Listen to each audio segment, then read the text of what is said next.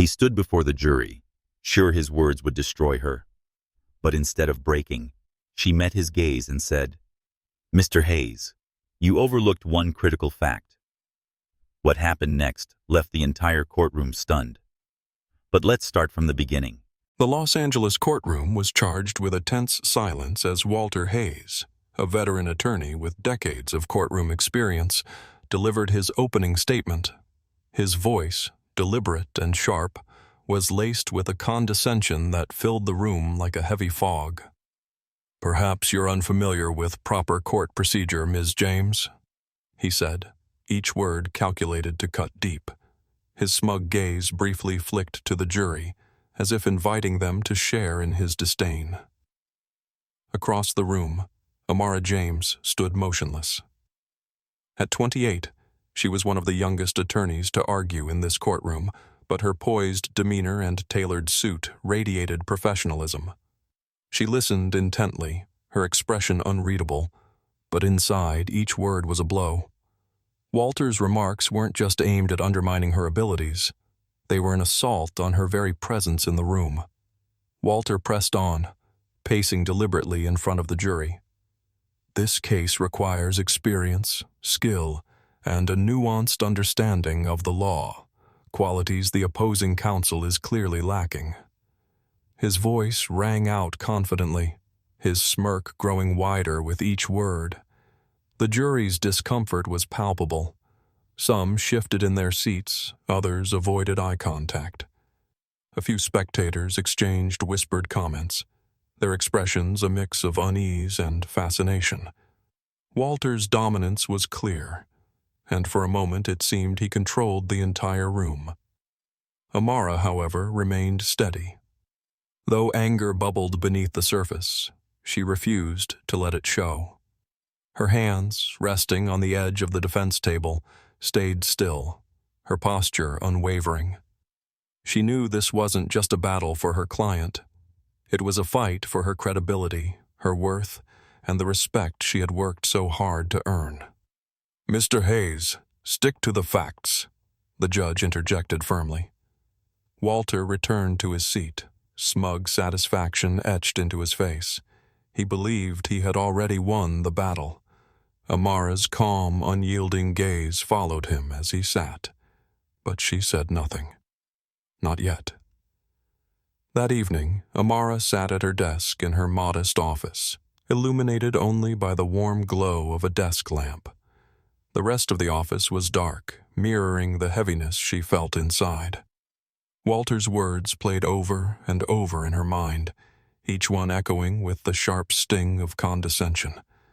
She clenched her fists as the memory of his smug smirk lingered. Her eyes drifted to the wall, where her degree from Howard University hung proudly alongside a small photo of her late father, who had always believed in her.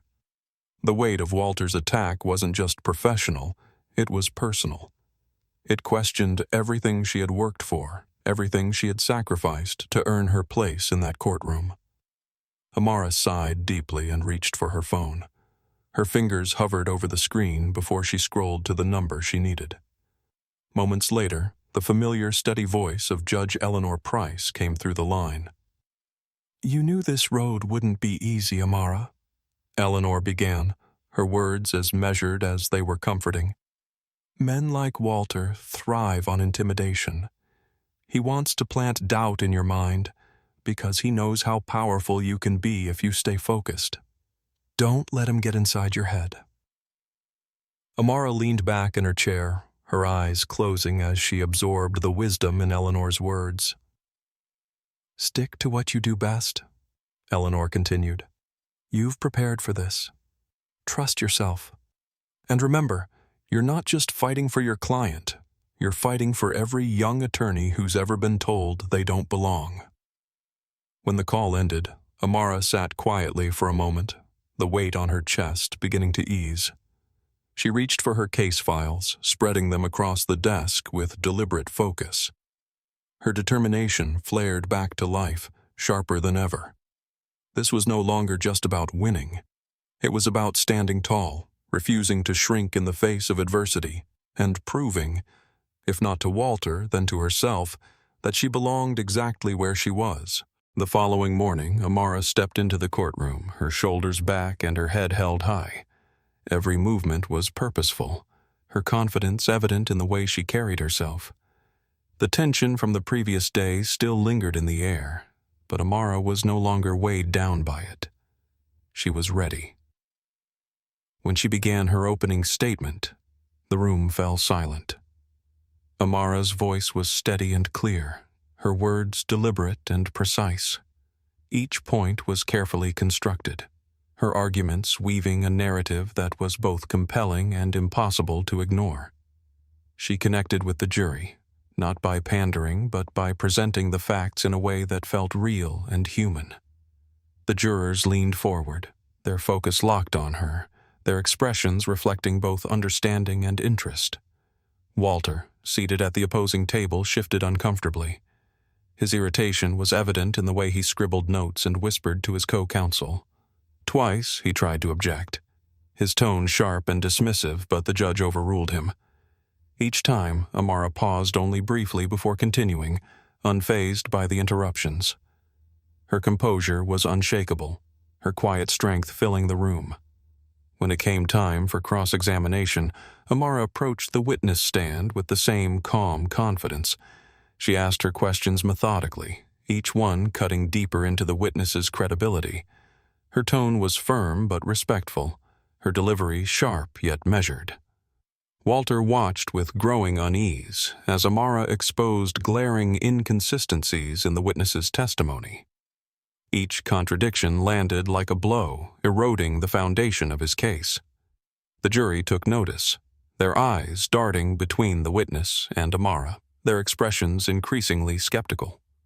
By the time Amara finished, the witness looked flustered, their earlier confidence completely shaken. Walter's own confidence, so palpable the day before, now seemed to waver. Amara returned to her seat, her expression calm and composed, but her presence in the room spoke volumes. She hadn't just regained control of the courtroom, she had claimed it. The courtroom was still as the jury foreperson stood to deliver the verdict. Amara's heart pounded, but her expression remained calm and composed, a reflection of the unwavering focus she had displayed throughout the trial. "We find in favor of the plaintiff," the foreperson announced. A moment of silence hung in the air before cheers erupted from a small group of supporters seated in the back of the courtroom. Amara allowed herself a brief, subtle smile, but the weight of the moment settled deeply in her chest. This was more than a legal victory. It was a validation of everything she had fought for. Across the room, Walter Hayes sat stiffly, his once confident demeanor reduced to a tight-lipped expression of discomfort. The jury's decision was a direct blow to his arrogance, and for the first time, he seemed smaller, quieter, as though the very courtroom that had once felt like his stage had turned against him. As the courtroom began to clear, Walter approached Amara. His steps were slow, reluctant, and his expression revealed the tension he worked so hard to mask. "You proved your point," he muttered, barely meeting her eyes. His voice, so commanding throughout the trial, now lacked conviction. Amara stood tall, her steady gaze locking onto his. "This wasn't about proving a point, Mr. Hayes," she said, her voice firm but calm. "This was about justice. For my client and for everyone who's ever been underestimated." Her words lingered in the air, sharp and undeniable. Walter's jaw tightened, but he offered no response as he turned and walked away in silence. Amara watched him go, her composure unbroken. The victory wasn't just hers. It was a beacon for those who had been told they didn't belong, a signal that the tide was turning. Her win was more than a legal triumph. It was a moment that shattered barriers and sent ripples of hope through every young lawyer who saw themselves in her struggle. Amara James had not just defended her client, she had carved a path for the future.